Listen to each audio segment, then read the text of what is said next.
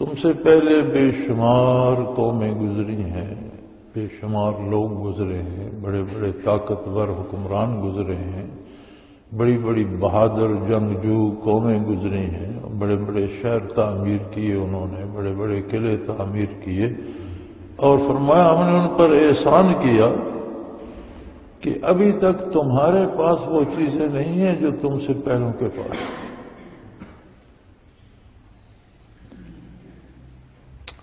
آج جب ہم 19ویں صدی عیسوی کے نصف کے بعد کو دیکھتے ہیں تو جنگ عظیم دوم میں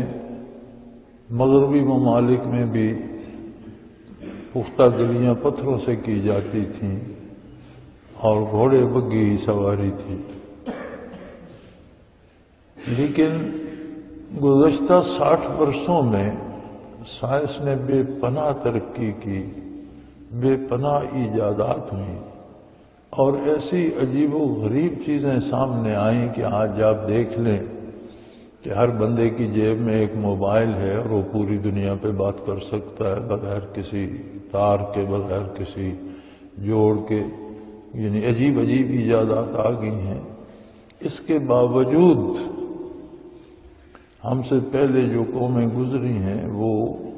سائنسی ترقی میں بھی، زراعت میں بھی، چیزیں بنانے میں بھی ہم سے بہت آگے تھی۔ میں ایک دفعہ نوح علیہ السلام کی قوم کے حالات پڑھ رہا تھا تو اس زمانے میں انہوں نے ایک ایسا محلول ایجاد کیا تھا جسے سنگ مرمر جیسے سخت پتھر پہ ڈالتے تو وہ آٹے کی طرح نرم ہو جاتا، اور اسے وہ ڈھال ڈھول کر اس سے مختلف چیزیں، مختلف شکلیں بنا لیتے، اور اس میں یہ خصوصیت آ جاتی تھی کہ پھر جب وہ سوکھتا تو پھر پہلے کی طرح سخت ہو جاتا، اور اسے دن کو وہ سورج کی روشنی میں رکھ دیتے، وہ سورج کی شعاعیں جذب کرتا رہتا، اور جب تاریکی ہوتی تو وہ روشنی دینا شروع کر دیتا، وہ ساری رات روشنی بکھیرتا رہتا تھا۔ آج تک ابھی ہماری موجودہ سائنس سے ایسی کوئی چیز ایجاد نہیں ہوئی۔ یہ اسی کی نقل میں انہوں نے ریڈیم ایجاد کیا ہے، جو بڑا چھوٹا چھوٹا بعض اوقات گھڑیوں میں ہندسوں میں لگا دیا جاتا ہے، روشنی ہو تو وہ روشنی جذب کرتا ہے، لیکن جب لائٹ چلی جائے تو وہ ہند سے چمکتے ہیں، لیکن وہ کچھ دیر ہی چمکتے ہیں، یا ابھی یہیں تک یہ پہنچے ہیں۔ انہوں نے گلیاں اور شہر اس سے روشن کر رکھے۔ تو اگر اس ایک شعبے میں انہوں نے اتنی ترقی کی تو باقی شعبوں میں بھی کس قدر آگے چلے گئے ہوں گے۔ تو ان کی وہ جو مادی ترقی تھی وہی ان کے لیے دین کی راہ میں رکاوٹ بن گئی۔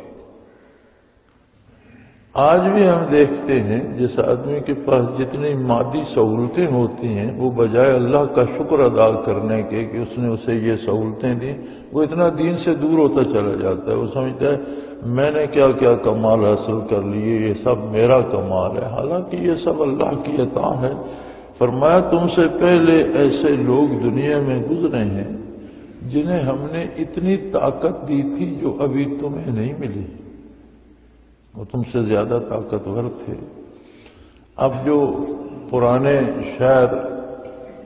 جو غرق ہو گئی تھی، قومیں تباہ ہو گئی، ہود علیہ السلام کی قوم پتھروں کو اور پہاڑوں کو کاٹ کر گھر بناتی تھی، ان کے آثار ابھی باقی ہیں۔ اور اب بھی دیکھا جائے تو بڑی بڑی چٹانوں کو کاٹ کر ان کے اندر 2 منزلہ گھر بنے ہوئے ہیں،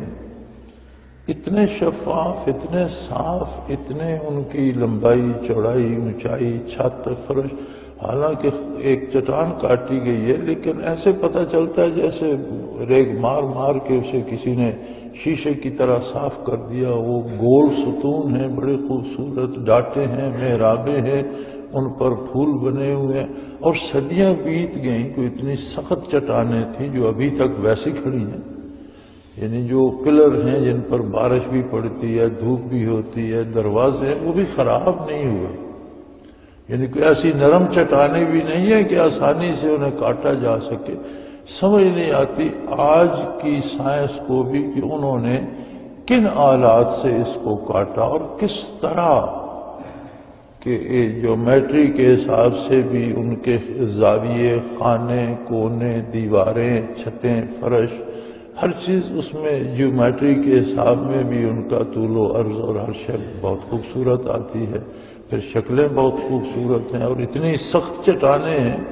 کہ صدیوں کی دھوپ بارش ان کا کوئی ذرہ نہیں گرا سکی۔ تو انہوں نے کس مشین سے کاٹی؟ یعنی ایک چٹان کے اندر آپ مکان بناتے ہیں، گھر بناتے ہیں، ایک کمرہ بھی بناتے ہیں، اس میں کتنی محنت لگتی ہے، لیکن اسی میں پھر سیڑھیاں ہیں، اوپر پھر کمرے ہیں، دو دو منزلیں تو میں نے بھی اس میں دیکھی ہیں تصاویر میں، اور بڑی خوبصورت ہیں۔ تو فرمایا تم سے پہلے ایسی قومیں گزری ہیں جن کے پاس دولت بھی تم سے زیادہ تھی، طاقت بھی تم سے زیادہ تھی، جسمانی قوت کے اعتبار سے بھی تم سے زیادہ تھے، اور ذہنی قوت اور ترقی کے اعتبار سے بھی تم سے وہ زیادہ آگے نکل گئے تھے۔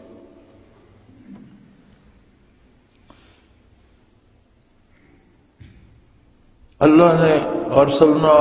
السماء علیہم مدرارا، ہم نے ان پر آسمانوں سے بارشیں برسائیں، وجعلنا الانہار تجری من تحتہم، اور ان میں ایسا شعور تھا کہ وہ جہاں چاہتے پانی کو لے جاتے۔ ایک ایسی عجیب بات ہے کہ وہ بڑے بڑے دور نہروں کو لے جاتے تھے، بلندیوں سے، گہرائیوں سے گزار کر، اور ایسا نظام بناتے تھے کہ اگلے سرے تک پانی اس میں پہنچ جاتا تھا۔ مسلمانوں نے بھی ہارون الرشید کے زمانے میں، ہارون الرشید کی بیگم نے، زبیدہ بیگم جو اس کی ملکہ تھی، انہوں نے حاجیوں کے لیے نہر بنوائی تھی جو فرات سے نکالی اور مکہ مکرمہ سے گزار کر اسے عرفات تک لے گئی۔ اب کہاں فرات ہے اور کتنا فاصلہ ہے، راستے میں صحرا بھی ہے، اونچ نیچ بھی ہوگی، پہاڑ بھی ہوں گے، وادیاں بھی ہوں گی۔ تو 70 کے شروع میں جب ہم اللہ نے حج کی سعادت سے نوازا تھا تو اس وقت تک مکہ مکرمہ تک اس کا پانی آتا تھا، عرفات میں نہیں آتا تھا۔ آگے نہر تھی لیکن اوپر سے کھلی ہوئی اور وہ نالا سا نظر آتا تھا، دو دیواریں اور فرش نظر آتا تھا، بعض جگہوں سے جہاں سے اوپر سے کھلی ہوئی تھی، عرفات کو جاتے ہوئے راستے میں ملتی تھی۔ اب مکہ مکرمہ کے پہاڑ بھی بڑے سخت ہیں، کس طرح انہوں نے کہاں کہاں سے گزاری، لیکن مکہ مکرمہ میں ہم نے دیکھا کہ اس کے اوپر لوگوں نے وہ نل کے ہینڈ پمپ سے لگا رکھے تھے جو نیچے اس نہر میں تھے، اور اسی کا پانی پیا جاتا تھا۔ اب تک، کب سے لے کر اب تک، نہ اس میں ریت بھری، نہ اس میں کوئی اور خرابی آئی، نہ کہیں سے لیکیج ہوئی۔ کیسی عجیب بات ہے۔ آج کی سائنس کے لیے بھی اتنا آسان نہیں ہے کہ وہ اتنے دور تک پانی کو لے جائے، صحراؤں سے، پہاڑوں سے، بلندیوں سے، گھاٹیوں سے گزار کے۔ فرمایا ان قوموں کو بھی ہم نے یہ عجیب استعداد دی تھی، اور اتنے ان کی عقل نے بھی، ان کے دماغ نے بھی اتنا کام کیا تھا کہ جعلنا الانہار تجری من تحتہم، ہم نے ایسی نہریں بنانے کا فن انہیں دے دیا تھا جو ان کی پسند کے مطابق، تجری من تحتہم، ان کی مرضی کے مطابق چلتی تھی، وہ جہاں چاہتے تھے پانی کو لے جاتے۔ ابھی تمہارے پاس وہ قوت نہیں آئی، تمہیں اب پانی کہیں پہنچانا ہو تو اس کے لیے مشین چاہیے، انجن چاہیے، پمپ چاہیے، تو وہ تو بغیر کسی مشین، کسی پمپ کے، اس کی بناوٹ میں ایسی بات ہوتی تھی کہ وہ کہیں سے کہیں لے جاتے تھے۔ چنانچہ وہ بڑے آباد ہوئے، بڑی دولت کمائی، بڑے خوشحال ہوئے، بڑے طاقتور لوگ تھے، بڑے ذہین لوگ تھے، لیکن جب انہوں نے اللہ کی نافرمانی کی ہم نے انہیں تباہ کر دیا۔ ان کی عقل، ان کی طاقت، ان کی دولت، ان کی مادی اور جسمانی قوت، ان کی دماغی ایجادات اسے نہیں بچا سکی، عذاب الہی سے نہیں بچ سکے۔ عذاب الہی سے بچنے کی جو ڈھال ہے، تحفظ ہے، وہ صرف اطاعت الہی میں ہے، اتباع نبوت میں ہے، اور نبی کی مخالفت عذاب الہی کو دعوت دینے والی بات ہے۔ تو فرمایا تم اپنی ایجادات یا اپنی سائنس یا اپنی ٹیکنالوجی یا اپنے پاس دولت یا اپنی مادی قوت کے گھمنڈ میں اللہ کے رسول کی نافرمانی نہ کرو، کہ اس کی مثالیں دنیا میں موجود ہے۔ ایسی قوموں کی تاریخ موجود ہے جو ٹیکنالوجی میں تم سے آگے تھیں، مال و دولت ان کے پاس اس قدر تھا کہ ان کے نوکر اور غلام بھی سونے کے کنگن پہنتے تھے، اور ان کے مکان اور ان کی چارپائیاں اور ان کے گھروں میں سونے کے ڈھیر لگے ہوتے تھے۔ بلکہ فرعونوں کو دیکھیں تو جو مرتا تھا اس کے ساتھ بھی منو سونا دفن ہو جاتا تھا، مختلف برتنوں کی صورت میں، اس کے اوپر ایک غلاف بنا دیتے تھے جس میں لاش رکھتے تھے، وہ ان کا تابوت بھی عجیب غریب منوں کے ساتھ سونا لگا کر، تو ان کے پاس بے پناہ سونا تھا کہ وہ مرنے والے پر بھی ابھی تک لوگ ان کی قبریں کھود رہے ہیں اس سونے اور دولت کے لالچ میں کہ سونا نکلے گا۔ تو فرمایا لوگ دولت میں بھی تم سے طاقتور تھے، زیادہ تھے، عقل و دانش میں بھی تم سے، دنیاوی اعتبار سے، ٹیکنالوجی میں بھی، چیزیں بنانے میں بھی تم سے زیادہ تھے۔ پھر اللہ نے ان پر رحمت بھی کی، بارشیں برسائیں، آبادیاں دیں، اور انہوں نے نہریں بنائیں، اور انہوں نے فصلیں اگائیں، اور وہ خوشحال رہے۔ لیکن جب انہوں نے اللہ کی نافرمانی کی، ہلاک نہ ہو، ہم نے انہیں نابود کر دیا، تباہ ہو گئے۔ کوئی مادی طاقت، دولت، ٹیکنالوجی اللہ کی گرفت سے نہ بچا سکے۔ وَأَنشَأْنَا مِن بَعْدِهِمْ قَرْنًا آخَرِينَ، اور کسی بھی قوم کی تباہی سے